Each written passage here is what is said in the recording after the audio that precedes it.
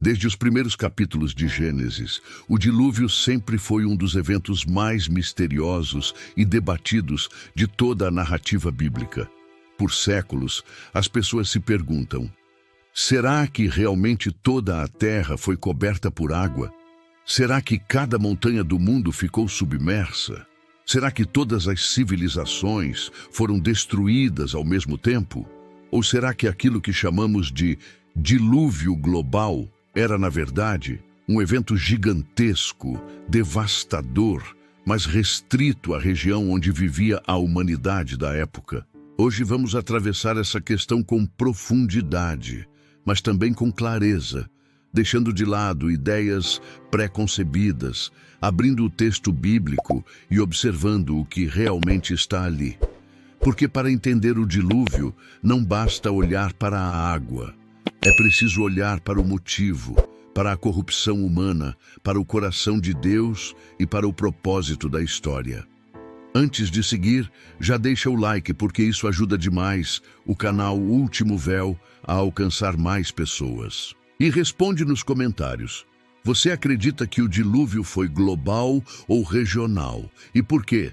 Quero ver a sua opinião. A primeira informação essencial aparece em Gênesis capítulo 6. O texto descreve uma humanidade mergulhada em violência, corrupção, imoralidade e completa rejeição de Deus. É como se o mal tivesse se tornado uma epidemia. O versículo 5 diz que toda a imaginação dos pensamentos do coração do homem era continuamente má. Não era apenas um grupo rebelde.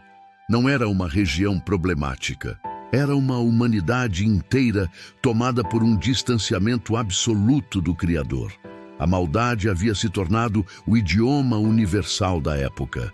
Nesse cenário caótico, surge a figura de Noé, um homem que caminhava com Deus.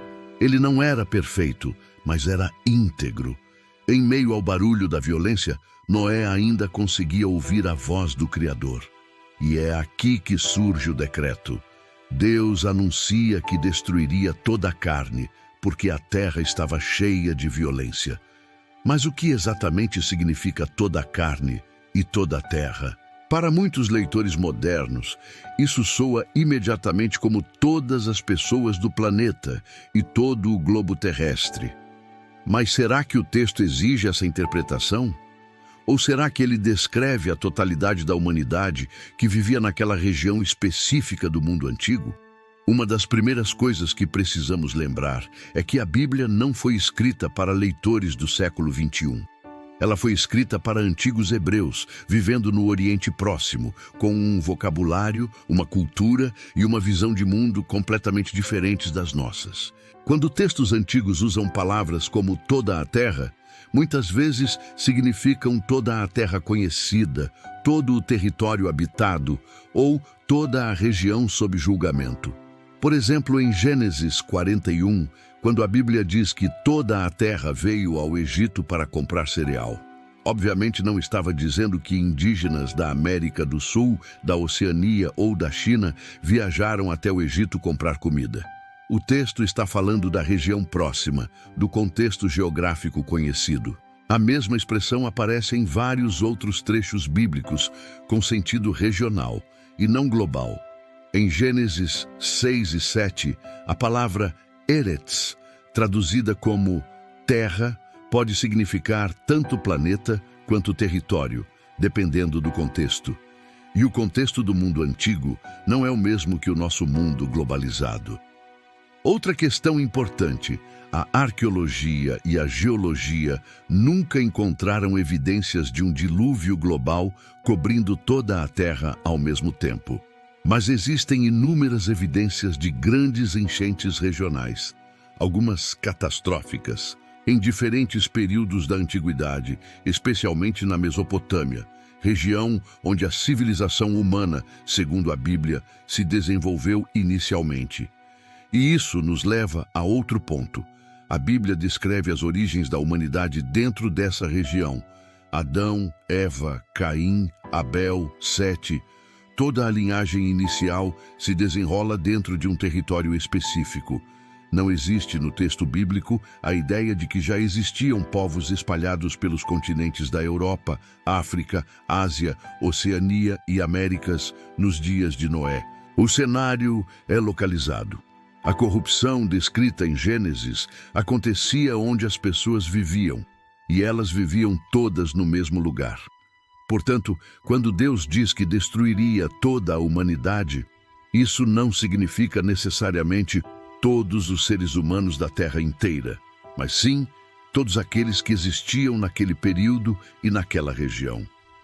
É por isso que muitos estudiosos defendem um dilúvio regional, mas devastador. O tipo de evento tão gigantesco que, para quem está lá dentro, parece literalmente o fim do mundo. Imagine semanas de chuva torrencial, rios transbordando, mares avançando, terremotos abrindo fendas no solo, água subindo sem parar, montanhas locais sendo completamente cobertas, cidades inteiras sendo destruídas em minutos, campos e plantações desaparecendo, animais morrendo, famílias sendo arrastadas pela água. Para quem está ali, aquilo não é apenas uma enchente, é o juízo final. E isso muda completamente a forma como entendemos a arca. Se o dilúvio foi regional, a arca não era um zoológico planetário, mas um abrigo de sobrevivência para preservar a linhagem humana e os animais daquela região, garantindo a continuidade da vida conforme o plano de Deus. Isso torna o comando de Deus muito mais coerente com a realidade da época. Salvar as espécies da área onde o evento aconteceria. E mais, isso explica por que culturas antigas, especialmente na Mesopotâmia, possuem relatos de grandes enchentes muito semelhantes ao de Noé, porque viveram na mesma região e foram afetadas por eventos climáticos parecidos. Mas nada disso diminui o caráter milagroso ou soberano do juízo de Deus. Seja global, seja regional, o que a Bíblia descreve é um ato divino deliberado, com propósito, com justiça e com misericórdia. Noé não foi escolhido por acaso. Ele representava a continuidade da humanidade em uma linha de fidelidade. Sua arca era mais do que madeira, betume e estrutura. Era um sinal do pacto de Deus com a vida. Ao final das águas, quando a terra seca e Noé pisa novamente no solo firme, Deus estabelece a aliança do arco-íris, um símbolo eterno de que ele não destruiria novamente a humanidade daquela forma. Curiosamente, o arco-íris é um fenômeno natural, mas Deus o toma como um símbolo espiritual. E isso é algo que aparece muitas vezes na Escritura. Elementos naturais ganham significado divino. É exatamente assim que muitos estudiosos interpretam o relato do dilúvio. Não importa o tamanho geográfico da destruição. O que importa é o propósito espiritual. Deus julgou uma humanidade corrompida e preservou uma família fiel para que a redenção continuasse. Essa é a essência da narrativa. Essa é a mensagem. Agora pense comigo, por que essa discussão ainda divide tantas pessoas? Talvez porque muita gente acha que, se não for global, então não foi real. Mas isso é uma visão moderna, não bíblica. A Escritura nunca dependeu de nossa interpretação literalista para ser verdadeira. O que está em jogo não é o tamanho da água, mas sim o tamanho da intervenção de Deus. Ele julgou, ele preservou, ele prometeu, ele recomeçou a história humana e até hoje o pacto permanece. Para você, o que faz mais sentido? Um dilúvio cobrindo cada continente do planeta, submergindo o Everest, destruindo civilizações que nem existiam naquela época? Ou um dilúvio devastador, gigantesco, mas concentrado na região onde toda a humanidade vivia, conforme o mundo conhecido por Noé?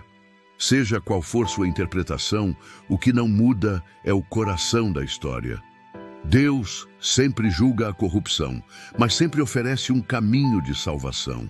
E talvez essa seja a grande reflexão do dilúvio para os nossos dias. Não basta discutir água, é preciso discutir arrependimento, é preciso discutir vida, é preciso discutir propósito. O mundo de Noé afundou não por causa das águas, mas por causa da maldade. E o mundo só recomeçou porque alguém decidiu andar com Deus quando ninguém mais andava. E agora eu te pergunto, se você estivesse vivendo nos dias de Noé, estaria do lado da multidão que ignorou o aviso ou do lado daquele que decidiu obedecer? Responde aí nos comentários.